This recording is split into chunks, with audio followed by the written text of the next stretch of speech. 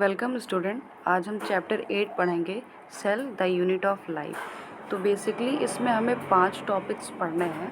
What is cell, cell theory, overview of cell, prokaryotic cell and eukaryotic cell. तो आइए हम introduction से start करते हैं अपने इस चैप्टर को।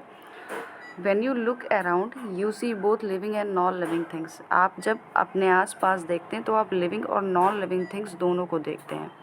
You must wonder and ask your self. आप आश्चर्यचकित हो जाते हैं, खुद से यह सवाल करते हैं कि what is that make an organism living. ऐसा क्या है जो किसी ऑर्गेनिज्म को लिविंग बनाता है।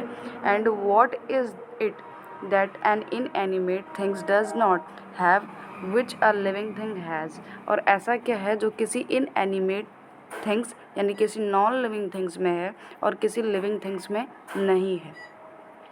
तो इस क्वेश्चन का आंसर है कि presence of basic unit of life. Living things में क्या होता है, आपका सेल मौजूद होता है जिसको हम बेसिक यूनिट ऑफ लाइफ कहते हैं। जैसे कि आपका घर ईंटे से बना हुआ है तो ईंटा बेसिक यूनिट ऑफ आपके घर का हो गया। वैसे ही हमारी बॉडी सेल से बनी हुई है तो हमारी body basic unit of life हो गई सेल की। ठीक है। All organism are composed of cell. जितने भी ऑर्गेनिज्म हैं वो किससे बने हुए हैं, सेल से बने हुए हैं। Which are composed of single cell. जो सिंगल सेल से बने हैं उन्हें यूनिसेलुलर कहेंगे, और जो कई सारे सेल से बने हैं उन्हें मल्टी सेलुलर कहेंगे। ये चीज़ आप 9th से पढ़ते हुए आ रहे हैं तो आई थिंक आपको ये बहुत ज़्यादा क्लियर होगा। तो आइए हम अपने दूसरे टॉपिक पे पढ़ते हैं जो है what is cell. Unicellular organisms are capable of independent existence and performing the essential function of life. जो यूनिसेलुलर ऑर्गेनिज्म है वो इंडिपेंडेंट एग्जिस्टेंस शो करता है, यानी वो किसी पे डिपेंड नहीं रहता। भले ही वो एक सेल का हो, यूनिसेलुलर हो, लेकिन फिर भी वो इंडिपेंडेंट एग्जिस्टेंस शो करेगा, किसी पे डिपेंड नहीं होगा। Performing the essential function of life, यानी फंक्शंस जितने भी हैं उसके लाइफ के, जितने भी एसेंशियल फंक्शन है उसके लाइफ के, उसको वो परफॉर्म करता है। Anything less than a complete structure of cell does not ensure independent living, यानी सेल के बिना कोई भी इंडिपेंडेंट एग्जिस्टेंस नहीं हो सकती।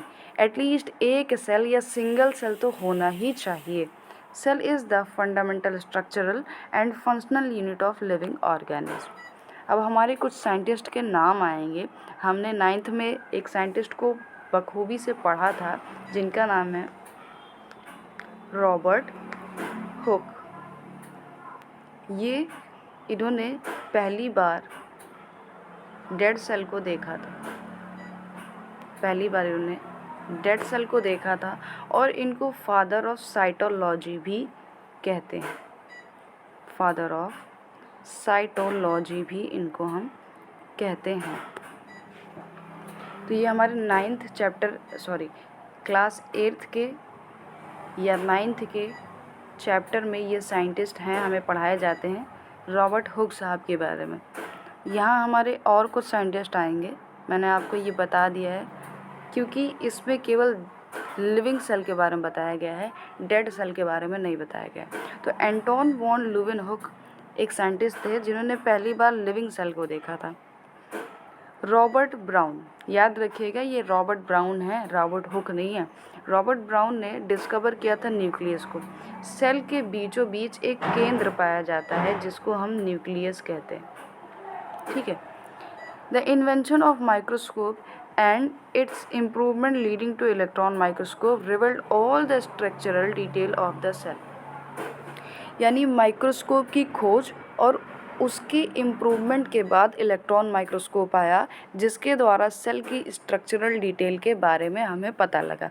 देखिए जो सेल है वो बहुत ही छोटा है, उसके अंदर क्या क्या चीज़ें पाई जा रही हैं उसको हम सिंपल माइक्रोस्कोप से बिल्कुल भी नहीं देख सकते।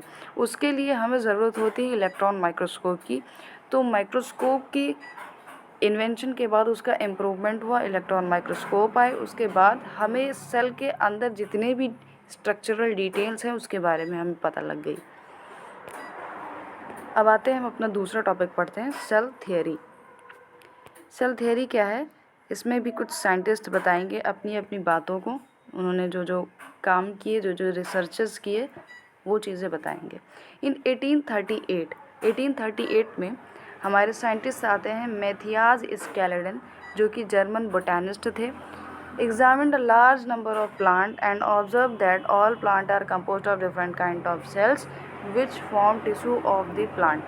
बेसिकली इन्होंने बताया कि जो प्लांट की बॉडीज़ है वो सेल से बनी है, जो कि क्या फॉर्म कर रहे हैं, टिश्यू फॉर्म कर रहे हैं। तो प्लांट की बॉडी सेल से बनी हुई है, सेल क्या फॉर्म कर रहे हैं, टिश्यू फॉर्म कर रहे हैं।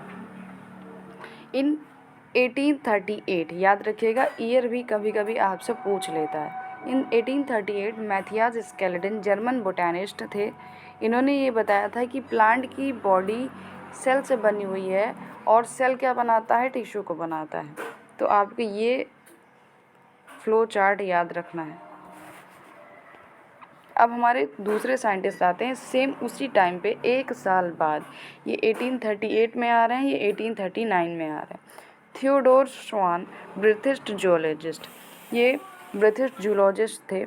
इन्होंने स्टडी किया different type of animal cell पे and reported that cell had a thin outer layer which is today known as plasma membrane. Cell की एक पतली आउटर लेयर होती है जो कि आज के समय में इसे हम प्लाज्मा मेम्ब्रेन कहते हैं। He also concluded, based on his study on the plant tissue, that the presence of cell wall is the unique character of the plant cell. इन्होंने अपने स्टडी के आधार पे ये बताया कि प्लांट जो है, प्लांट में जो सेल वॉल है वो एक यूनिक कैरेक्टर है प्लांट सेल का। On the basis of this, Swan proposed the hypothesis that the bodies of animals and plant are composed of cell and product of cell. इसके आधार पे श्वान ने प्रपोज्ड किया हाइपोथेसिस और बताया कि एनिमल्स की बॉडी और प्लांट की बॉडी सेल और सेल के प्रोडक्ट यानी टिश्यू से बनी हुई है। Schleiden and Schwann together formulated the cell theory. Schleiden और श्वान ने साथ में मिलकर सेल थ्योरी दी। This cell theory, however, did not explain as how new cell were formed. लेकिन ये थ्योरी इनकी ये नहीं बता पाई कि नए सेल कैसे बनते हैं। तो हमारे दूसरे साइंटिस्ट आते हैं रुडोल्फ विर्चो, 1855। ईयर याद रखिएगा, पहला ईयर आता है आपका 1838 मैथियाज स्केलेडन, दूसरा ईयर आता है 1839 थियोडोर श्वान, 1855 आपका आता है Rudolf Virchow. First explain that cell divide, पहली बार उन्होंने एक्सप्लेन किया जो सेल डिवाइड हो रही है, नए सेल जो फॉर्म हो रहे हैं वो कहाँ से हो रहे हैं, प्री एग्जिस्टिंग सेल, यानी पहले से जो मौजूद सेल हैं हमारी बॉडी में उसी से ये नए सेल फॉर्म हो रहे हैं, डिवाइड हो रहे हैं। इन्होंने अपने भाषा में इसी चीज़ को कहा ओमनीज सेलुला ई सेलुला। ये आपके क्वेश्चंस आपके पीवाईक्यूज़ में पूछे गए हैं, तो ये ज़रूर याद रखिएगा। He modified the hypothesis of Skeledon and Schwann to give the cell theory a final shape. इन्होंने स्केलेडन और श्वान के हाइपोथेसिस को मॉडिफाई किया और सेल थ्योरी को एक फाइनल शेप दी। उन्होंने क्या दिया कि all living organism are composed of cell and product of cell. जितने भी लिविंग ऑर्गेनिज्म हैं वो सेल से बने हैं और प्रोडक्ट ऑफ सेल यानी टिश्यू से बने हुए हैं। All cell are arise from pre existing cell. जितने भी सेल हैं वो प्री एग्जिस्टिंग सेल से आ रहे हैं। ठीक है, तो बेसिकली आप इतना ही था आपके दो टॉपिक्स में। आई होप आपको समझ में आया होगा। और हम एन ओवरव्यू ऑफ सेल को दूसरे वीडियो में बनाएंगे क्योंकि ये चैप्टर ज़्यादा बड़ा है और ये टॉपिक भी ज़्यादा बड़ा है। ठीक है, तो इसको हम दूसरे वीडियो में बनाना चाहेंगे। तब तक के लिए आप पढ़ते रहिए। धन्यवाद।